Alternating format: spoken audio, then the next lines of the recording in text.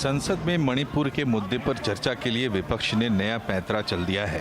कांग्रेस के सांसद गौरव गोगोई ने लोकसभा में सरकार के खिलाफ अविश्वास प्रस्ताव पेश किया, जिसे स्पीकर ओम बिरला ने मंजूर कर लिया। मुझे श्री गौरव गोगोई से नियम 198 के अंतर्गत मंत्रिपरिषद में अविश्वास प्रस्ताव प्राप्त हुआ है। इस प्रस्ताव की अनुमति दी जाती है। मैं सभी दलों के नेताओं से चर्चा कर और नियमों के तहत उचित समय पर चर्चा करने की तिथि से आप सबको अवगत करा दूंगा। विपक्षी दल राज्यसभा में मणिपुर के मुद्दे पर रूल 267 के तहत चर्चा की मांग कर रहे हैं, लेकिन सरकार रूल 176 के तहत चर्चा चाहती है। दोनों ही पक्ष अपनी बात पर अड़े हुए हैं। ऐसे में कांग्रेस अविश्वास प्रस्ताव के जरिए सरकार को मणिपुर के मुद्दे पर घेरने की कोशिश करेगी। कांग्रेस इस अविश्वास प्रस्ताव को विपक्षी गठबंधन इंडिया का प्रस्ताव बता रही है। इंडिया के जितने घटक दल हैं, उन सब की तरफ से सामूहिक तौर के ऊपर यह प्रस्ताव लाया गया है। इंडिया अलायंस को पता है कि लोकसभा के अंदर हमारी क्या संख्या है, लेकिन ये बात सिर्फ संख्या की नहीं, ये बात मणिपुर की इंसाफ की लड़ाई और मणिपुर के भाइयों और बहनों को आज एक संदेश जाए कि भले ही प्रधानमंत्री मोदी जी मणिपुर को भूल चुके हैं, लेकिन इंडिया अलायंस मणिपुर के इस दुख की घड़ी में उनके साथ खड़ा है। दूसरे विपक्षी दल भी कांग्रेस के अविश्वास प्रस्ताव का समर्थन कर रहे हैं। उन्हें उम्मीद है कि इसके बाद प्रधानमंत्री नरेंद्र मोदी मणिपुर के मुद्दे पर बोलने के लिए मजबूर हो जाएंगे। किसी भी और उपकरण से वो जुबान खोल नहीं रहे थे। उंगली की चोट पर ट्वीट करने वाले प्रधानमंत्री मणिपुर में हमारी बहनों के नग्न परेड के बाद भी चुप है। तो शायद अविश्वास प्रस्ताव के बहाने ही उनसे कुछ बुलवाया जा सके, तो यही सबसे बड़ी उपलब्धि होगी। ट्रेडिशनली और कन्वेंशनली ये देखा गया है कि नो कॉन्फिडेंस मोशन की समाप्ति के पहले प्रधानमंत्री जी खुद सदन के भीतर आकर नो कॉन्फिडेंस मोशन पे अपने विचार रखते हैं। देश को संबोधित, सदन को संबोधित करते हुए देश के ज्वलंत मुद्दों पर अपना वक्तव्य देते हैं। तो इस नो कॉन्फिडेंस मोशन के माध्यम से प्रधानमंत्री जी को भी सदन के भीतर आकर जवाब देने पे मजबूर होना पड़ेगा। लोकसभा में बीजेपी के पास प्रचंड बहुमत है, इसलिए वो विपक्ष के अविश्वास प्रस्ताव को लेकर चिंतित नहीं है। बीजेपी का कहना है कि 2018 की तरह इस बार भी सरकार के खिलाफ अविश्वास प्रस्ताव गिर जाएगा। को नो कॉन्फिडेंस दिया है, तो अब लोगों के कॉन्फिडेंस माननीय नरेंद्र मोदी जी के ऊपर, भारतीय जनता पार्टी के ऊपर ही है, और जो होगा हम अभी चर्चा करके हम डिसाइड करेंगे। लास्ट टर्म में भी किया था और लोग उनको जो कुछ भी सबक सिखाने था वो सिखा दिया है और आगे भी सिखा दे। आपका ये अविश्वास प्रस्ताव नहीं है, बल्कि ये चूचू का मुरब्बा है। ये आपका हिट एंड रन की हैट्रिक बनाने की सनक है, और आपके ये हिट एंड रन की हैट्रिक बनाने की सनक, संसद को वॉश आउट करने की जो साजिश है, वो 2024 में आपको बुरी तरह से वॉश आउट करे। सवाल ये है कि अविश्वास प्रस्ताव लाकर विपक्ष क्या अपना लक्ष्य हासिल कर पाएगा, या उसने मोदी सरकार को पलटवार करने का हथियार दे दिया है। क्या संसद में प्रधानमंत्री मोदी का बयान दिलवाने का यही एक रास्ता बचा था? अविश्वास प्रस्ताव पर चर्चा होगी तो बात दूर तक जाएगी। मणिपुर के साथ राजस्थान, छत्तीसगढ़, बंगाल और दूसरे राज्यों में महिलाओं के साथ हिंसा और उत्पीड़न के मामले भी uठाए जाएंगे। ऐसे में क्या विपक्ष ने अविश्वास प्रस्ताव लाकर सेल्फ गोल कर लिया है?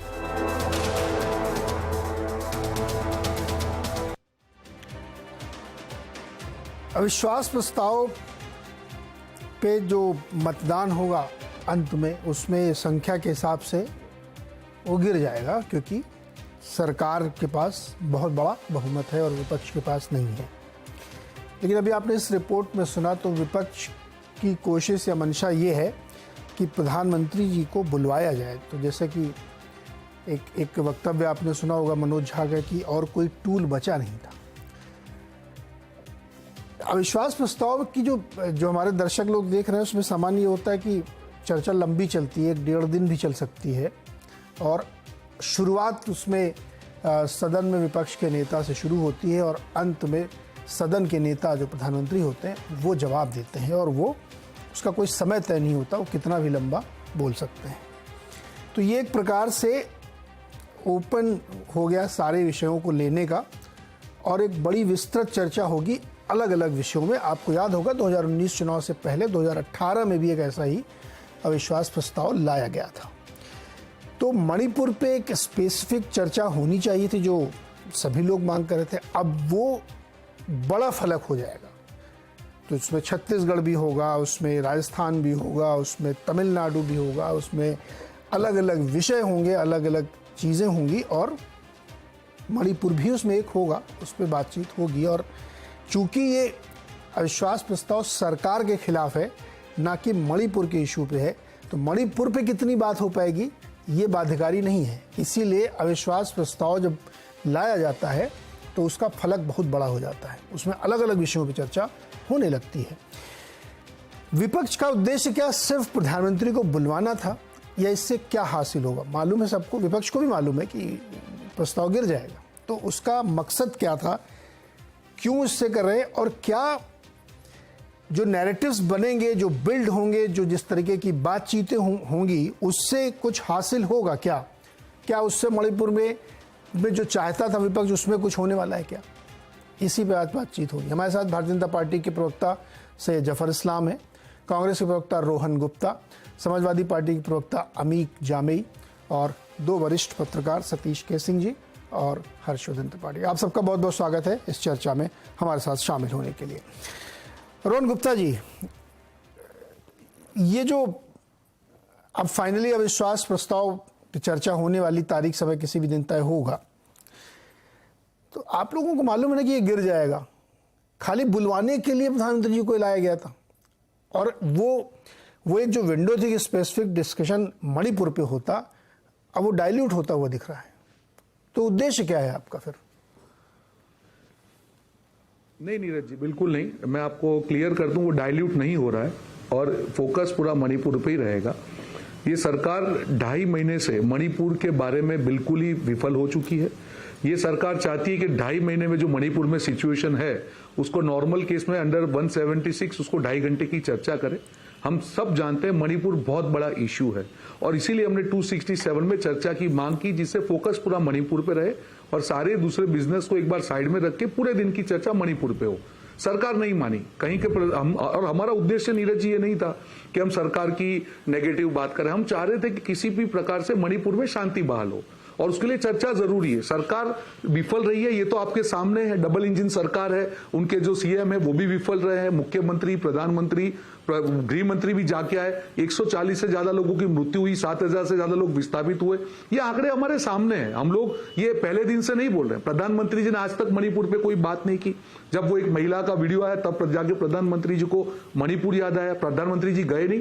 सो मुद्दा यहाँ पे नीरज जी ये था कि जो सरकार बुरी तरह से एक मुद्दे पे विफल रही है, वो सरकार अपनी विफलताओं से ध्यान हटाने के लिए संसद में चर्चा करने को तैयार नहीं है। प्रधानमंत्री जी बयान देने को तैयार नहीं है। तब एक लोकतंत्र का हथियार है ये नो कॉन्फिडेंस मोशन, और वो हथियार का हमने इसीलिए यूज किया कि हम चाहते हैं कि मणिपुर पे चर्चा हो, विपक्ष को बोलने दिया जाए। जब विस्तृत चर्चा होगी, विपक्ष के सारे सदस्य जब मणिपुर पे सवाल उठाएंगे, तब ये सरकार को उसके ऊपर जवाब देना पड़ेगा। वो सरकार के ऊपर है। अगर उनके लिए मणिपुर महत्व का है तो वो लोग उसको इतना इंपॉर्टेंस देंगे, और अगर उनको लगता है कि नहीं मणिपुर की विफलता को छिपाने के लिए उनको दूसरे इश्यू पे विपक्ष को गिरना है, वो उनकी रणनीति है। पर देश बिल्कुल ये चीज देखेगा कि इस सरकार के लिए मणिपुर कितना इंपॉर्टेंट है। आप मन की बात करते हैं कि आप मणिपुर की बात करना चाहते हैं। नीरज जी, कोई भी सत्ता आती है, कोई भी पार्टी की सत्ता अगर होती है, 9 साल से भाजपा सरकार में है, आपने उसको शासन के लिए वोट दिया है। आपकी जब विफलता हो तब विपक्ष के ऊपर 4 उंगलियां आप बाद में उठा सकते हैं, इंडिया को क्रिटिसाइज आप बाद में कर सकते हैं, पर जब आपकी विफलता है तब उसको कुछ स्वीकार कीजिए कि हाँ इस कारण से हम यहाँ पे नहीं ठीक से कर पाए, प्लीज आप हमारे साथ आइए, हम मिलकर करेंगे। हर चीज को नेगेटिव में लेना, अपने अहंकार पे लेके जाना, फिर अपनी कंडीशंस के ऊपर चर्चा करवाना और फिर आखिर में संसद को नहीं चलने देना, ये सरकार की एक प्रकार की रणनीति हो गई है। उसको ये बताइए, इस बार सरकार मजबूर है। 176 के तहत चर्चा के लिए तैयार थे और गृह मंत्री जी ने कहा भी था कि मैं मणिपुर पे स्पेसिफिक चर्चा कर सकता हूं, जो जवाब आपको चाहिए सवाल पूछ सकते हैं आप। तो वो क्या ये मतलब मैं समझ के सवाल पूरा हो जाने दीजिए, सवाल तो पूरा हो जाने दीजिए। आपकी आवाज नीरज जी कट के आ रही है थोड़ा जी एक से बात, क्या ये वापस बोलेंगे? हाँ, गृह मंत्री जी ने कहा था कि वो चर्चा के लिए तैयार है 176 के तहत, जिसमें 2-2.5 घंटे 3 घंटे की बहस होती है। अगर लोकसभा अध्यक्ष मैं आपकी चाहते हैं आवाज उसको नहीं सुन थोड़ा- पा रहा हूँ नीरज जी, आपकी आवाज कट रही है। मैं आपको रिकनेक्ट कराता हूँ सर कि इसको रोहन जी आवाज आ रही है आपको? दोबारा से मैं कनेक्ट कराता हूँ। जफर जी, क्या आप लोग मणिपुर पे बातचीत नहीं कर रहे थे और मजबूरी में फिर विपक्ष को ये अविश्वास प्रस्ताव लाना पड़ा? सरकार क्यों नहीं इस पे खुल के 267 के तहत बात कर लेना चाहती थी? देखिए, अगर उनकी मंशा होती मणिपुर पर डिस्कशन करने की, तो जब आदरणीय गृह मंत्री जी ने प्रपोज किया था सदन के पटल पे कि हम चर्चा करना चाहते थे, उनको कहना चाहिए था हाँ हम करेंगे। 176 और 267 का कोई इसमें शॉर्ट ड्यूरेशन डिस्कशन या फिर जो डिस्कशन कोई भी, अगर स्पीकर साहब चाहते और उनसे आप मांग करते तो स्पीकर साहब को ये अधिकार है, ये अधिकृत है वो कि और टाइम बढ़ा सकते थे, लेकिन चर्चा करने की मंशा ही नहीं थी। अब आपको लगता है कि इस तरह से चर्चा हो पाएगी? इस पे क्या मणिपुर पे चर्चा सिर्फ हो पाएगी? ये जब आप नो कॉन्फिडेंस मोशन पे आप जब करते हैं तो आप सरकार के कोई एक इश्यू पे नहीं, सरकार पे आप नो कॉन्फिडेंस मोशन का है, उस पर बहुत सारी चीजों पे चर्चा होगी। आप ऐसा है कि अपने पैर पे खुद कुल्हाड़ी मारने वाली बात है इनकी। अगर वो चाहते वाकई उनकी सिंसियर होते डिस्कशन करने के लिए मणिपुर पे, तो वो कर लेते।